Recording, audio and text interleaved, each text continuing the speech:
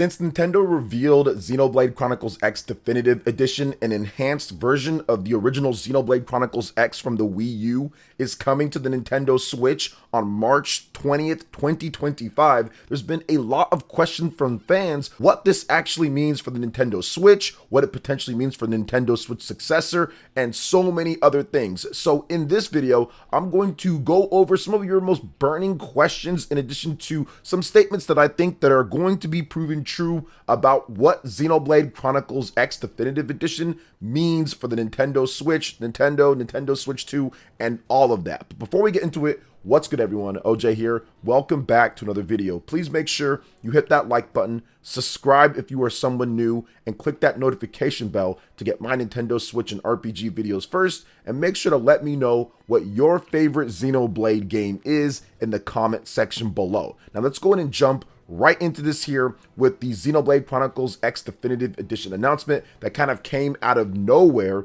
And one of the interesting things that I saw online are people saying, wait a minute, this was just out of nowhere. They just announced it on Twitter. Why not a direct? Why not something else? What's going on here? And I have to sit there and say this, guys. Let's just first start with the announcement. This is obviously Monolith Soft. The core Monolith Soft team is working on it. They did not outsource this to somebody else. The game itself is going to be enhanced. It is going to look better overall, and it does seem like it's going to maybe even run a little bit better. If you look at the trailer, it's still 30 frames per second. It's not in 60. Some people were asking me about that. It's definitely in 30 frames per second, but it's gotten some nice enhancements when it comes to the facial models and to some other things in the environment. Nothing too crazy. The game already looks really good, but essentially they wanted to preserve the core aspect of the open world, but then make some of the facial models and some of the, I would say, other finer things a bit better, especially when it comes to the colors. It doesn't have like that washed out type of look in certain areas. It definitely looks a bit more crisp and vibrant with this color palette. And it does seem like they did shrink the overall file size, so they're able to make some optimizations within the game's code in order for it to not only be smaller, but run and look better as well. So that's the cool thing about it. But why was this game not announced at a direct? Well, guys, it's quite simple. Nintendo is moving on from the Nintendo Switch 1, and they are gearing up and getting ready for the Nintendo Switch 2. There are no more Nintendo Switch 1 directs to be had because there's not going to be a Nintendo Switch 1 when it comes to the main focus. Nintendo's direction and most of what they're going to be doing is going to be focused on the Nintendo Switch 2. So there's no reason to have a surprise direct announcement when you really are holding that for the Nintendo Switch 2. All of the big developers and teams and everything so far are working on Nintendo Switch 2 games, and we're going to get a big reveal for the Nintendo Switch 2 at some point. We're also going to get a big, I would say, presentation at another point as well. So I do feel that that's really what's kind of the reason why that there is no direct reveal for this, and it's just a Twitter drop. Now, Nintendo's done this even in the midst and the height of the Nintendo Switch era. They've dropped just trailers on Twitter and not had a direct for certain things. So it's not like it's uncommon for that to happen. It's definitely happened a number of times. I would say probably because of circumstances, and some of them with 2020 pandemic year, with everything that was going on with that, it was tougher for them to do Nintendo Directs when they had to really adjust from working from home. But they've still done reveals just on Twitter before, so it's not anything that's too crazy, and it is a remaster of a game, a re-release. It's not like it's a brand new big Xenoblade game or something like that, so you also have to factor that in. Yes, it's a big reveal and everything, but it's not like this game is going to sell like 20 million copies or anything like that. It's exciting for the fans, but I do think that with Switch 1 on its way out and Switch 2 coming in, there's no reason to have a direct just for this game, or to have a direct when they really are running out of Switch 1 games. So essentially, that's what's going on there. Now, another thing that I see quite a bit overall, a lot of people ask me, if you've never played the Xenoblade series, can you start with this one? And I would say yes. Nintendo also stated it in their press release for this game. It is a standalone experience compared to the Xenoblade Chronicles trilogy. A lot of you guys maybe want to get into Xenoblade, don't know where to start, and I would say that you should start with Xenoblade Chronicles Definitive Edition, the first one, then you can work your way up from there with the main games and the DLC. But with Xenoblade Chronicles X, it is a side story to the Xenoblade Chronicles trilogy of games, so you can play this game at any point. There was supposed to be some things that kind of tie everything back, but essentially all that was kind of thrown out, and there's just loose fan theories. But overall, Nintendo does see this officially as a side thing to the Xenoblade Chronicles trilogy. So no, you don't actually have to play Xenoblade Chronicles 1, 2, and 3 before you play this one, or if you've only played 2 or 1 or 3, you can jump into this one anytime that you want and enjoy it. There are similar themes. There are some things that are obviously going to be the same across all the different games, but essentially you can just play this one and enjoy it from start to finish overall and not feel like you really missed out on a ton of different things if you're not well versed with the other Xenoblade games. Now, let's talk about some of the stuff that I've seen from some other content creators in addition to people on my streams and on Twitter. Did the Xenoblade Chronicles X Definitive Edition announcement, did it delay the Nintendo Switch 2 reveal or something? Because there was rumors that the Nintendo Switch 2 was supposed to be revealed either Monday or Tuesday. And I would say, no, Xenoblade didn't stop the Switch 2 from being announced. That's just people coping with not getting what they want because they're constantly feeding into the constant Nintendo Switch rumors and the whoa, every single day there's some type of new rumor shipping, some type of thing, you know, all sorts of just nonsense that goes up every single day from certain people, and a lot of people kind of feed into that. The people that have been sitting here and scrounging through rumors and have been believing stuff, and you got to remember, guys, this rumor stuff, a lot of it is not real. A lot of it can be information that's old, or maybe it was planned beforehand, so just keep that in mind. I report on some of this stuff too when I feel like the sources are somewhat credible, but a lot of people just report on things whenever. So I think that what you see is that you see a lot of the people who were expecting, who have been reporting, and who have been sitting there and saying over and over to them and to their fan base that Switch 2 was going to be announced every single month for the past year plus now.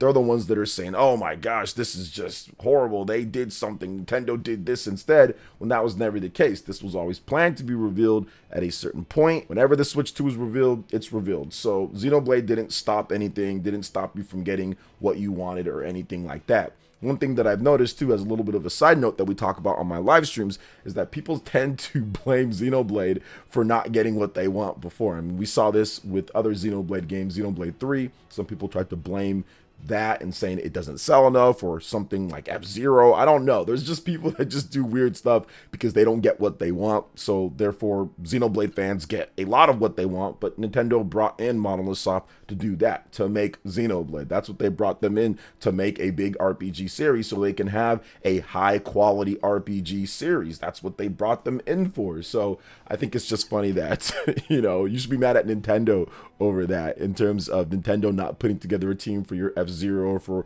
your Star Fox or for whatever else that you want. It has nothing to do with Monolith Soft, has nothing to do with Xenoblade and what they're doing with Xenoblade Chronicles X Definitive Edition, which so many people have been begging for this. We've literally been begging for this since 2018, 2019. People have been saying, hey, you know, it'd be great to have Xenoblade Chronicles X on the Nintendo Switch. And finally, multiple years later, after Takahashi said that it wouldn't be possible or would be very difficult because of finances, that is now here, which I did talk about in multiple videos of mine, saying that, yeah, before it would have been tough, but now that they've cleared up a number of things, and now that they've got more money coming in because of all the great Xenoblade games that they've put out that have sold decently enough, this is the reason why this can happen. Xenoblade Chronicles X can happen on the Nintendo Switch, and it is happening overall. Now, let's talk about the next thing here, and that, does the March release date affect the Switch 2 launch? And no, I don't think it affects the Switch 2 launch at all. Some people are saying, well, now the Switch 2 is not going to launch in March or whatever, and I mean, maybe, but maybe not. I mean, the Nintendo Switch 2 is going to be backwards compatible. Everything that we have seen so far from this when it comes to the information that has came out, and even what Nintendo is doing themselves, having Switch 1 games launched next year, which we all believe the Switch 2 is going to be released in 2025. If you look at it, Nintendo's just releasing games because they want that smooth transition. They want to go from one system to the next, but I think that they still want to make sure that they're getting sales with a massive install base. So I don't really think it affects anything. If you have a Switch 2, you can probably get Xenoblade Chronicles X Definitive Edition and be able to play it right there. You have an instant library of big games. So if you somehow didn't have a Nintendo Switch, or maybe you just got one late, because there are still millions of people buying the Nintendo Switch and the games, I do think that it'll be easier for them to pick up the Nintendo Switch 2 and say, okay, all of my library that I just picked up, or all the library that I have, already works. So that is definitely a positive, especially for early adopters. Now, it becomes not as big of a deal as you get a bigger library on your system, but for the beginning, it's very good. So you can have a lot of games that you want to play. And we still don't know what Nintendo's going to do when it comes to enhancements and certain things like that, which, once again, we will get into that right now. So let's talk about it.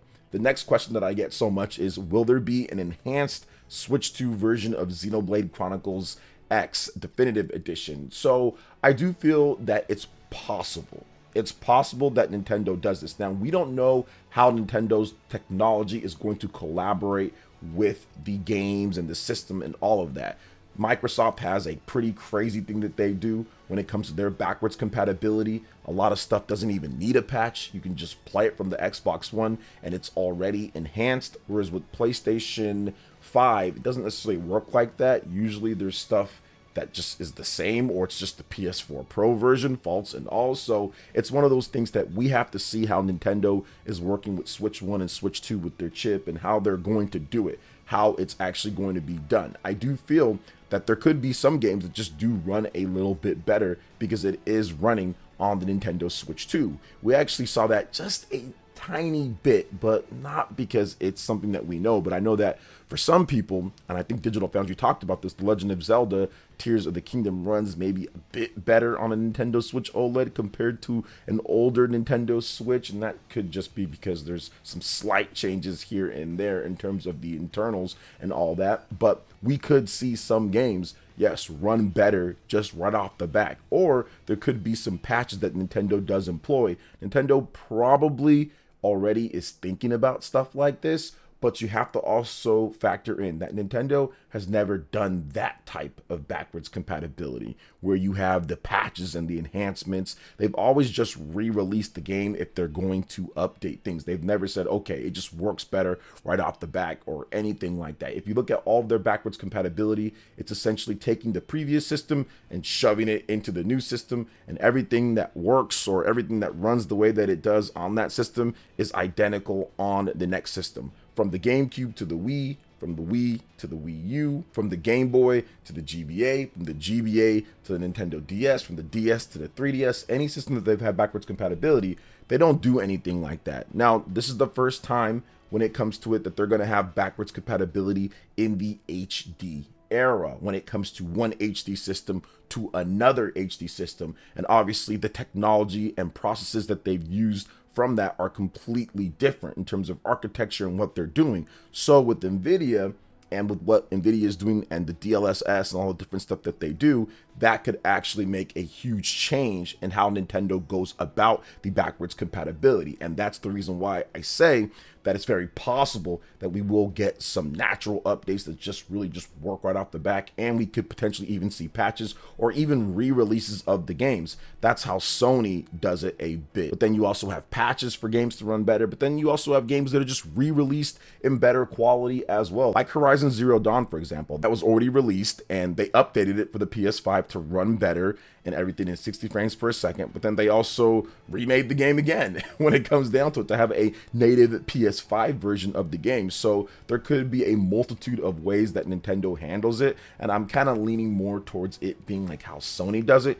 compared to how Microsoft has kind of done it so far. But yeah, there is a very high possibility. Now, the last thing that I want to talk about is a collector's edition for Xenoblade Chronicles X Definitive Edition. We've seen collector's editions for all of the Xenoblade games on the Nintendo Switch so far, with Definitive Edition, the original Xenoblade Chronicles 2, Xenoblade Chronicles 3. So it is possible that we do get a Xenoblade Chronicles X Definitive Edition, collector's edition for the game. There was one originally on the Nintendo Wii U. And it's a pretty cool collector's edition. I do have it and it looks great. So if they did something like that, I think that'd be pretty cool, because the box wasn't a vertical box, it was a horizontal box in terms of how they did the art and everything with the scales. So I think that'd be pretty cool if they did something similar to that with the Nintendo Switch version of Xenoblade Chronicles X Definitive Edition. But we're going to have to wait and see on that, guys. But man, it would be cool if they did do one. And of course, it would complete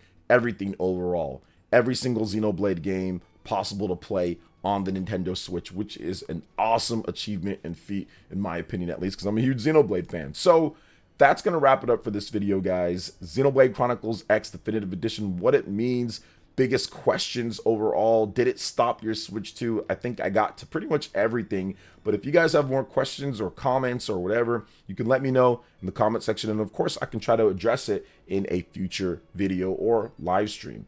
Thank you guys so much for watching this video. I do appreciate it. Please make sure you hit that like button, subscribe if you're someone new, click that notification bell, and check out my other Nintendo Switch and RPG videos right here on screen. Thanks for watching. We'll catch you guys for the next one. Peace.